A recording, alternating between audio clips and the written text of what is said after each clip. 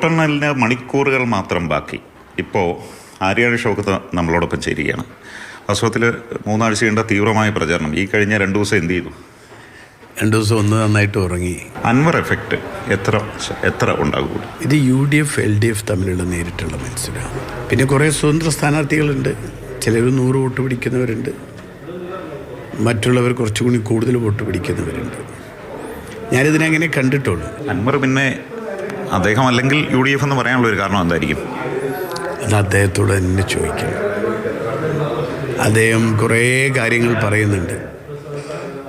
പല കാര്യങ്ങളും എന്നെ ഭയങ്കരമായിട്ട് വിമർശിച്ചിട്ടുണ്ട്, ആക്ഷേപിച്ചിട്ടുണ്ട്.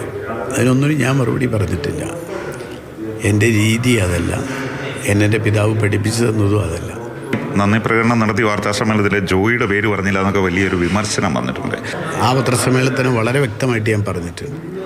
കാരണം ഈ തെരഞ്ഞെടുപ്പ് നയിച്ചത്, ഇവിടെ അവർ വിളിച്ചൊരു മുദ്രാവാക്യം ബാപ്പുട്ടി ജയിക്കട്ടെ, VS ജോയി നയിക്കട്ടെ എന്നാണ് യഥാർത്ഥത്തിൽ മുദ്രാവാക്യം. ഇവിടെ ഈ ലോക്കലായിട്ട് ജോയിയും അനിൽകുമാറുമാണ് ഈ തെരഞ്ഞെടുപ്പ് നയിച്ചിട്ടുള്ളത്.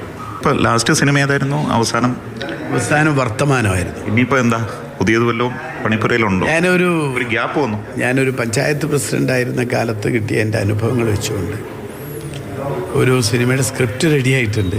സോഷ്യൽ പ്രൊജക്റ്റാണ് അത്. ഷുവർ, എൻ്റെ എല്ലാ സിനിമകളും അങ്ങനെ തന്നെയല്ലേ. എന്തായാലും ക്യാമറമാൻ ജോയി സി ആരണം, ആര്യാടൻ ഷൗക്കത്തിനൊപ്പം ബിജു പങ്കജ്, മാതൃഭൂമി ന്യൂസ്.